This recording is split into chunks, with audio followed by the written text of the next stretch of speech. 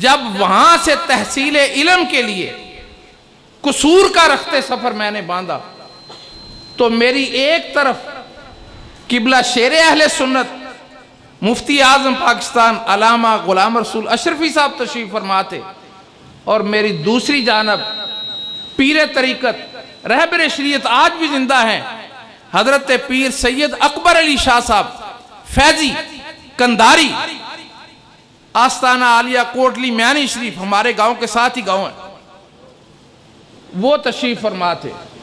ان دو ہستیوں کے درمیان میں بیٹھا ہوا تھا، ایک بچہ 15 سال کا بچہ میں بیٹھا ہوا تھا اس وقت، اور دونوں کے دستے شفقت میرے کندھوں کے اوپر تھے اور دونوں کے دستے شفقت میرے سر کے اوپر تھے، اور فرما رہے تھے بیٹا کہاں جا رہے ہو؟ میں نے کہا جی میں قصور جا رہا ہوں۔ قصور کہاں اور گندوال شریف ناروال کے دور دراز علاقے کا گاؤں کہاں؟ کس لیے جا رہے ہیں؟ تحصیل علم کے لیے جا رہے ہیں۔ سامعین محترم، وہ دن تھا اور وہ ہستیاں تھیں۔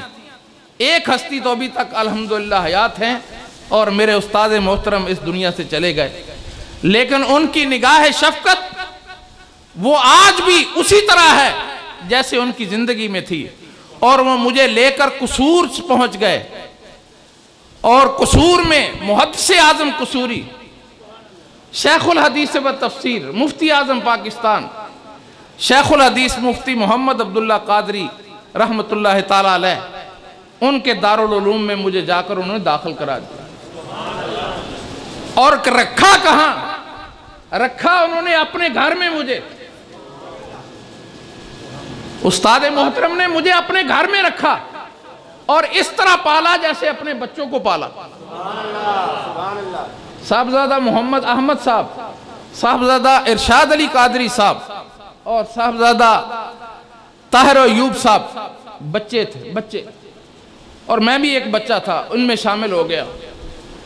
کم از کم 4 سال میں ان کے گھر میں ان کے بچوں کی طرح رہا ہوں، 4 سال۔ اور پھر وہ وقت بھی آیا کہ جب انہی کی نگاہ سے میرے سر کے اوپر بھی دستار باندھی گئی، مجھے بھی سیاہ رنگ کا ایک جبہ پہنایا گیا، اور پھر ان کی نگاہ التفات سے جب میں فارغ التحصیل ہوا تو اس کے بعد جب عملی زندگی میں قدم رکھا تو شاید میرے انتخاب، میرا قسمت میں آرمی کی سروس کرنا تھا، فوج کی سروس کرنا تھا۔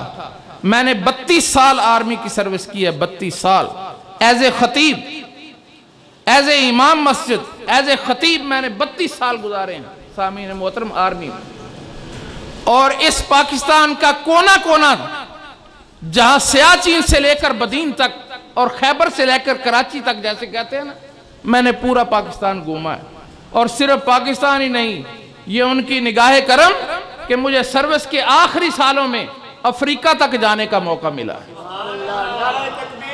اللہ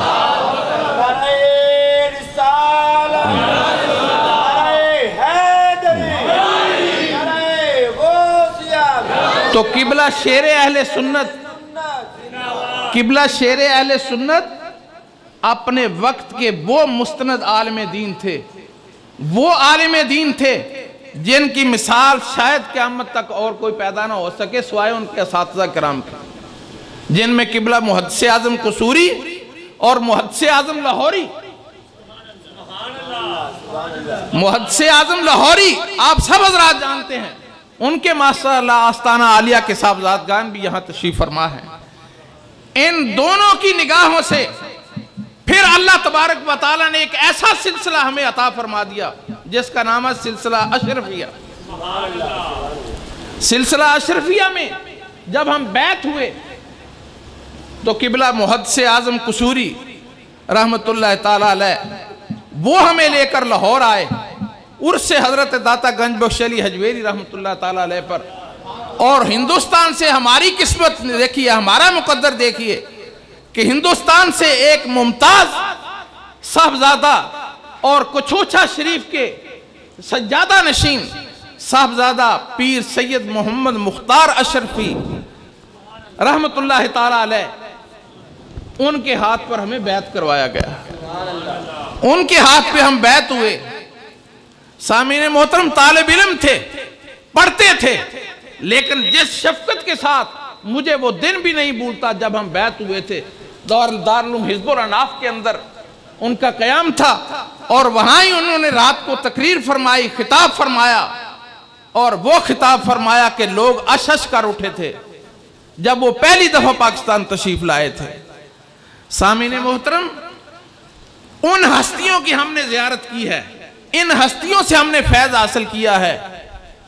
قاری محمد رمضان صاحب یہاں تشریف فرما ہے, قصور سے تشریف رکھتے ہیں. ماشاءاللہ ہمیں ان کا ساتھی ہونے کا جو ہے اعزاز حاصل ہے کہ ہم نے ان کے ساتھ بیٹھ کر قبلہ حضرت صاحب کے آستانہ عالیہ پر, قبلہ حضرت صاحب کے گھر میں ہم نے پڑھا. وہاں ہم پڑھتے تھے, وہاں ہم رہتے تھے, وہاں ہی ہم کھاتے, وہاں ہی ہم پیتے, وہاں ہی ہم سوتے تھے اور ان کے بچوں کی طرح رہتے تھے. اور وہ شفقت شاید میں قیامت تک اور اپنی پوری زندگی میں کبھی بھول نہ سکوں جو انہوں نے مجھے اپنے بچوں کی طرح دی. اور اس طرح دی کہ جب دارالعلوم پڑھانے کے لیے صدر مدرس تھے وہاں دارالعلوم جامعہ حنفیہ میں, جب پڑھانے کے لیے تشریف لے جاتے تو سائیکل پر جاتے تھے, سائیکل پر, اور مجھے اپنے پیچھے بٹھا لیتے تھے. سائیکل پر مجھے پیچھے بٹھا لیتے, کہتے آؤ بیٹھو چلتے ہیں. سامعین محترم, ساری زندگی پڑھنے پڑھانے میں گزری, ساری زندگی. ان کی زندگی کا صرف ایک ہی مقصد تھا کہ میری زندگی کا مقصد تیرے دین کی سرفرازی, میں اسی لیے مسلمان, میں اسی لیے نمازی.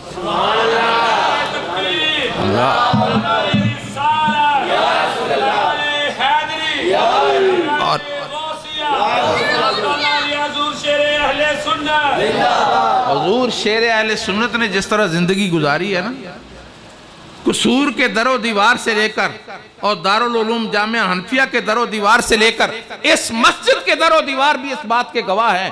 انہوں نے یہاں پر بھی کافی عرصہ گزارا اور قبلہ سید صاحب رحمۃ اللہ تعالی علیہ کے حکم پر وہ قصور تشریف لائے تھے. اور اس مسجد کے جتنے نمازی تھے اور جو لوگ بھی ان کے پاس بیٹھنے والے, اٹھنے والے, ان سے فیض حاصل کرنے والے تھے, وہ سمجھتے ہیں اور وہ جانتے ہیں کہ انہوں نے کس طرح یہاں پر وقت گزارا, کس طریقے سے انہوں نے یہاں پر دین کے تعلیمات کو جو ہے وہ دنیا میں اور لوگوں تک پہنچایا. اور پھر شاید یہ پیکو جامعہ مسجد جو ہے یہی خوش نصیب خطہ تھا کہ یہاں انہیں آخری آرام گاہ مل گئی اور مسجد کے کونے کے اندر آج وہ آرام فرما ہے. سامعین محترم, قبلہ محدث اعظم قصوری رحمت اللہ تعالی علیہ اور قبلہ محدث اعظم لاہوری رحمت اللہ تعالی علیہ اور قبلہ شیر اہل سنت رحمت اللہ تعالی علیہ, ان ہستیوں کی ہم نے زیارت کی ہے, ان سے ہم نے فیض حاصل کیا ہے. اور وہ ہم نے 32 سال فوج کو پڑھایا اور فوج کے اندر وہ درس دیا ہے. اور سامعین محترم, ان صاحبزادگان کے پاس بھی وہی فیض موجود ہے. یہ تو ان کی سلبی اولاد ہیں, ہم تو ان کے شاگرد ہیں, ہم نے تو ان کے پاس بیٹھ کر علم حاصل کیا ہے, ان کے قدموں میں بیٹھ کر علم حاصل کیا ہے. اور یہ وہ ہیں جنہوں نے دن رات ان سے فیض حاصل کیا ہے. سامعین محترم, ہمارے لیے یہ بھی قابل احترام ہے, تمام صاحبزادگان خواہ وہ محدث اعظم قصوری کے ہوں, خواہ وہ محدث اعظم لاہوری کے ہوں, خواہ وہ شیر اہل سنت کے صاحبزادگان ہوں, ہمارے لیے سارے قابل احترام ہے. میری دعا ہے اللہ تعالیٰ ان کی زندگیوں میں برکت عطا فرمائے اور ان کو بھی اسی طرح اپنے والد محترم کے نقش قدم پہ چلنے کی توفیق عطا فرمائے. وما علینا الا البلاغ, علماء کے درمیان حائل نہیں رہنا چاہتا. Thank you.